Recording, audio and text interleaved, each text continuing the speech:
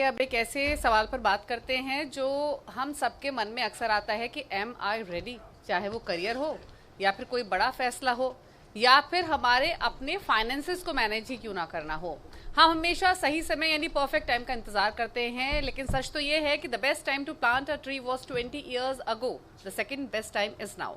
खासकर जब बात निवेश की हो तो आप तब शुरू नहीं करते जब आपको जरूरत होती है, बल्कि तब शुरू करते हैं जबकि जरूरत के वक्त आप तैयार रहें। तो ये सेशन इसी के बारे में है कि कैसे परफेक्ट होने का इंतजार किए बिना पहला कदम उठाना आपकी जिंदगी बदल सकता है। और यही समझाने के लिए, इस चर्चा को आगे बढ़ाने के लिए please welcome UTI mutual fund के regional head mister Vivek Kumar Singh.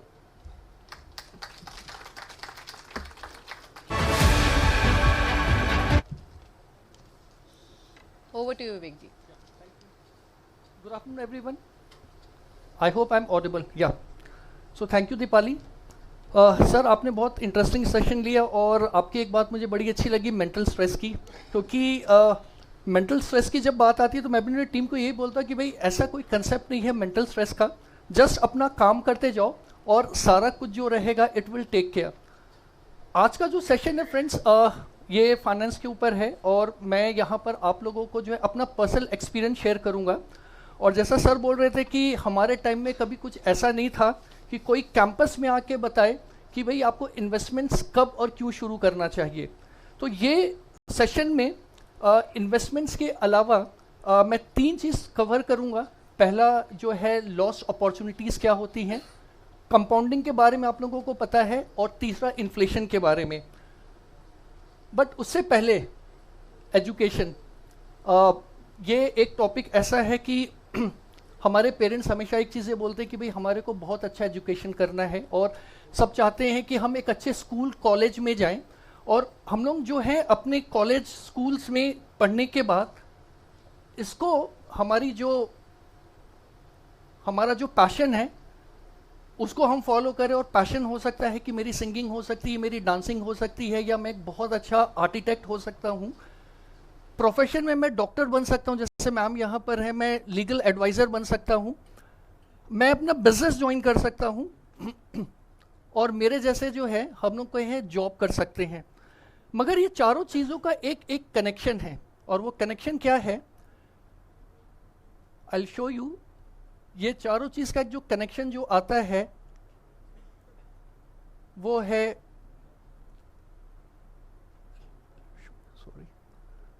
Financial reserve oil. Financial reserve oil का मतलब क्या है? आज के टाइम में एक बहुत अनप्रेसिडेंटेड चीज चल रही है, कोई बता सकता है क्या है वो? ग्लोबली जो चल रहा है war. Yes, financial reserve oil की हम बात कर रहे हैं। और ये किस लिए ज़रूरी है? क्योंकि जब हम अपने लाइफ के स्टेज में जब हम आगे जाते हैं तो हमारे को जो ना कैश फ्लोज की ज़रूरत होती है। और कैश फ्लोज की क्यों ज़रूरत होती है? आज आप लोग स्टूडेंट हैं, आप लोगों के पेरेंट्स ने अगर यहाँ पर अगर भेजा है तो डेफिनेटली या तो उनके पास उन्होंने पहले से कुछ प्लानिंग करके रखी होगी या उन्होंने कहीं से लोन लिया होगा। लाइफ का कोई भी स्टेज हो, कैश फ्लोज की आपको हमेशा ज़रूरत पड़ेगी। और इसको हम कैसे कर सकते हैं, इसका जो रेसिपी जो है वो बहुत ही सिंपल है। So fire means financial independence, retire early. और इसको क्रिएट करने के लिए जो है बहुत सिंपल फॉर्मूला है। फॉर्मूला क्या है? 15,000 का मैं इन्वेस्ट करता हूं 25 ईयर्स के लिए, 12% का कंपाउंडिंग होता है, तो ये क्लोज टू 3 करोड़ के आसपास होता है। ठीक है, सुनने में ये बहुत आसान लग रहा है, मगर इसमें जो है एक चैलेंज है। कोई बता सकता है इसमें चैलेंज क्या है? इसमें जो चैलेंज जो आता है वो टाइम का आता है।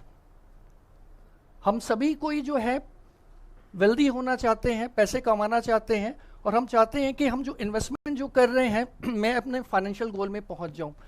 प्रॉब्लम कहाँ आती है? डिसिप्लिन की। और डिसिप्लिन की प्रॉब्लम कैसे आती है?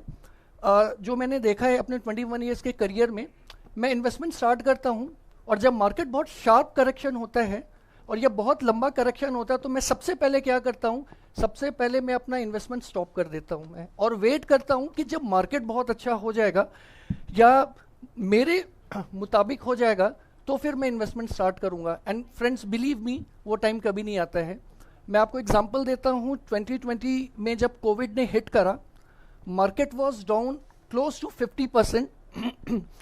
बहुत से हमारे क्लाइंट्स थे, उन्होंने क्या करा कि वो इक्विटी से पैसा मूव आउट करके लिक्विड में आ गए, और उनसे हम लोग बोल रहे थे सर आप क्यों इसको लिक्विड साइड में जा रहे, तो उनका जवाब था कि मार्केट बहुत डाउन है, जब ये यहाँ से रिकवर करेगा तो हम इन्वेस्टमेंट दोबारा स्टार्ट करेंगे।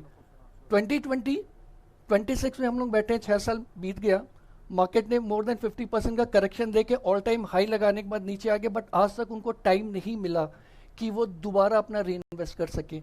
सो जो पहला टेक अवे है जब आप इन्वेस्टमेंट कर रहे हैं तो प्लीज डिसिप्लिन मेंटेन रखिए, बिकॉज विदाउट डिसिप्लिन चाहे आपका पर्सनल लाइफ हो चाहे प्रोफेशनल लाइफ हो, आप बिल्कुल ग्रो नहीं कर सकते। और जब फाइनेंस की बात आती है तो ये discipline is very very important. Moving ahead, 3 चीज इंपॉर्टेंट है लाइफ में।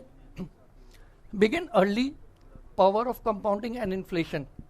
सो हम बिगिन अर्ली क्यों बोल रहे हैं, will discuss going forward, but उससे पहले मैं जो बात कर रहा था compounding opportunity, lost compounding opportunity, यहाँ पर 30 इयर्स के इन्वेस्टर ने अपना जर्नी स्टार्ट करी।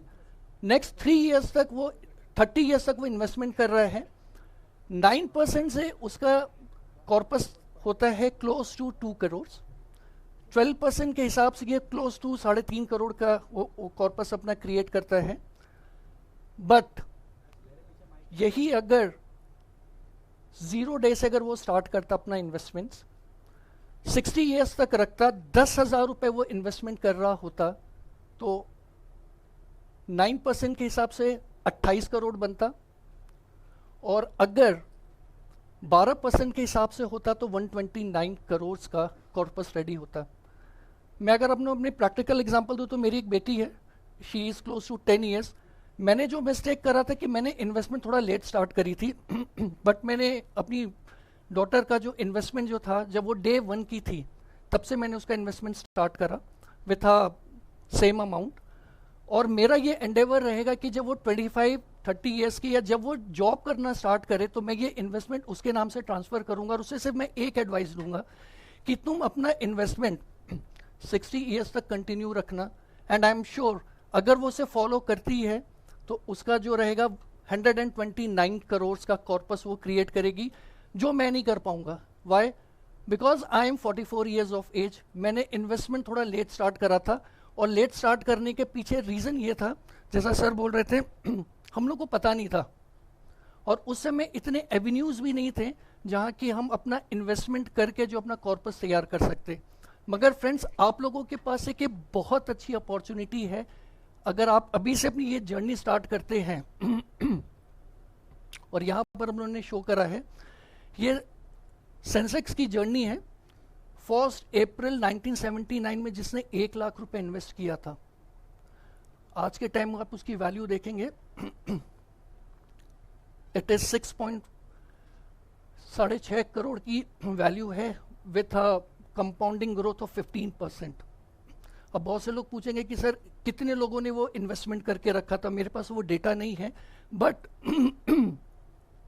अगर आप आज यहां से अपनी जर्नी स्टार्ट करते हैं और नेक्स्ट 40 इयर्स तक अगर आप रखेंगे तो रेस्ट अश्योर आप भी इसी लीग में होंगे। The cost of delay, very very important. हम लोग क्या सोचते हैं ना कि जैसे पढ़ाई को, मैं अगर अपनी मैं बात करूं तो जब एग्जाम आता था ना, तो एग्जाम से पहले मैं सोचता था यार जब एग्जाम आएगा तो पढ़ाई शुरू करूंगा और मैं अपने अच्छे मार्क्स ले आऊंगा। वो होता है ना टुमारो नेवर्स कम, ये हमारे हैबिट में है। लेकिन फाइनेंस में क्या होता है, अगर मैं डिले अगर करता हूं, रिटायरमेंट कॉर्पस अगर मुझे 1.5 करोड़ का करना है और मैं 60 ईयर्स तक कंटिन्यू करता हूं और 12% का अगर एवरेज अगर मिलता है, तो ये एक सिंपल चार्ट है। आई बिलीव यहां पर जो बैठे हैं क्लोज टू 25 ईयर्स के एज के होंगे। अगर आज आप अपनी जर्नी स्टार्ट करते हैं तो आपको सिर्फ 2300 रुपए, 2300 you have to invest to create a corpus of close to 1.5 crore. और अगर मैं अपनी बात करूं, I am 44 years of age, मेरे को अगर आज अपनी जर्नी स्टार्ट करनी है तो मुझे वो सेम कॉर्पस क्रिएट करने के लिए 30,000 रुपीज इन्वेस्ट करना पड़ेगा। हम लोग कैफेज में जाते हैं, दो फ्रेंड्स के संग अगर जाते तो मेरा एवरेज बिल जो है ना वो क्लोज टू 2000 प्लस का हो जाता है। अगर वही पैसा अगर मैं इन्वेस्ट करना अगर मैं शुरू कर दूं तो रेस्ट अश्योर कि आप जो है बहुत ईजिली ये कॉर्पस क्रिएट कर सकते हैं। सो डिले ऑफ 5 ईयर्स का अगर आप देखेंगे तो ऑलमोस्ट मैं 30 ईयर्स में स्टार्ट करता तो जो मुझे 2300 देना है वो अमाउंट डबल होता जा रहा है। So the second important take away, start early. यहां पर हम लोग ने एक सेकेंड एग्जाम्पल दिया है and very very relevant. 25 years के एज में दो फ्रेंड्स ने स्टार्ट करा और दूसरे ने 45 के एज में करा। 15,000 दोनों इन्वेस्ट कर रहे हैं अप टू 60 ईयर्स। अगर आप कॉर्पस का अगर आप देखेंगे तो मिस्टर रमेश ने 9.6 करोड़ का कॉर्पस इकट्ठा करा है और वही सेम सुरेश ने क्लोज टू 75 लाख का ओनली। और डिफरेंस क्या है? डिफरेंस टाइम का है। Ramesh has started at the age of 25 and his friend started 45। और अगर 45 में अगर उसको सेम अमाउंट में अगर वो देखे 35,000 करके, उसको अगर कवर अप भी अगर करना है वो 35,000 करके, तो भी he is accumulating close to 2 crores। The gap is close to 9 crores। सो ये एक बहुत बड़ा टोल है। जितना मैं लेट करूंगा अपनी इन्वेस्टमेंट जर्नी को उतना ज़्यादा जो है मैं अपने कॉर्पस को एक्यूमुलेट नहीं कर पाऊंगा। And one more example with a very 4 friends. SIP start करी विथ स्टेप अप या टॉप अप। अब वो स्टेप अप क्या होता है कि मैं एक अमाउंट इन्वेस्टमेंट कर रहा हूं। यहां पर मैंने एग्जांपल दिया है सिप का। यहां पर 5,000 का सिप इन्वेस्टमेंट्स कर रहे हैं and Ishita she is investing 5,000 plus 1,000 incremental every year. वो 1,000 रुपए का अपना सिप टॉप अप कर रही है। तो नेक्स्ट 20 ईयर्स में अगर आप देखेंगे तो उसका जो है final amount is coming close to 1 crore. और वेर अगर आप बाकियों का अगर देखेंगे तो 46, 24 लैक्स, 22 लैक्स। सो जब कभी भी आप इन्वेस्टमेंट कर रहे हैं it is very very important कि आप अपने इन्वेस्टमेंट को जो है टॉपअप भी करते रहिए। बिकॉज एवरी ईयर जब आप कल जॉब में जाएंगे तो आपकी कुछ ना कुछ सैलरीज जो है ना वो ज़रूर बढ़ेंगी, बट जितनी मेरी सैलरी बढ़ती नहीं है ना उससे ज़्यादा मेरे खर्चे बढ़ते हैं। तो सेविंग्स जो है या इन्वेस्टमेंट्स जो है वो हमेशा फोर्सफुली होगा। वो कभी भी मैं सोचूं कि मेरी कल को सैलरी बढ़ जाएगी और मैं इन्वेस्टमेंट करना स्टार्ट कर दूंगा, वो टाइम कभी नहीं आता है। और ये मेरे साथ हुआ है।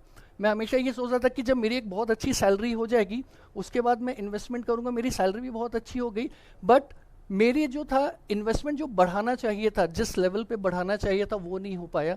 सो आप लोग ये मिस्टेक कभी मत करिएगा। जब कभी भी आप इन्वेस्टमेंट्स कर रहे हैं तो प्लीज़ मेक श्योर कि वहाँ पर आप एक जो है टॉपअप या स्टेप अप सिप के साथ ही इन्वेस्टमेंट करिए।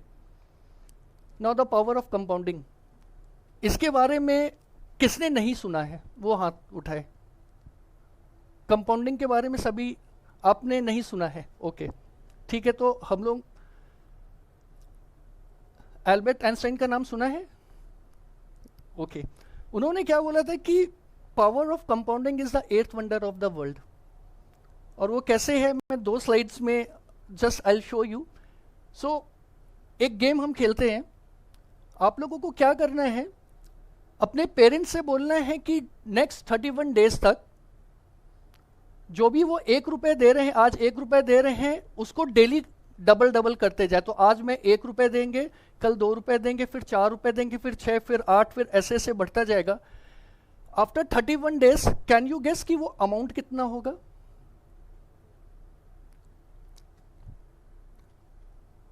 अगर मैं वो डेली 31 डेज में अगर मैं कंपाउंडिंग, इनमें से अगर कोई एक ऑप्शन लेना हो, जैसे केबीसी में आता है, इसमें अगर कोई एक ऑप्शन अगर लेना तो आप वाइल्ड गेस, यहां पर वो नेगेटिव मार्किंग नहीं है।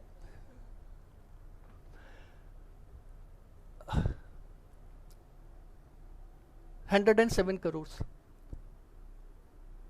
This is the power of compounding, the magic of power of compounding। Akbar Birbal का नाम आप सभी ने सुना होगा। कोई ऐसा जिसने ना सुना हो सकता है जो कमिंग जनरेशन, जैसे मैं अपनी बेटी की बात करूं, प्रोबेबली वो नहीं सुनी होगी। तो इन लोग चेस खेल रहे थे, और बीरबल के बारे में आप लोगों को पता है कि ही इज़ वेरी इंटेलिजेंट, और बीरबल जो था वो चेस का गेम जीत गया। तो अकबर ने बोला कि बोलो तुम्हारे को एक चीज़ क्या मांगनी है। तो उसने बोला कि सर कुछ मत करो, चेस में कितने बोर्ड्स होते हैं? 64।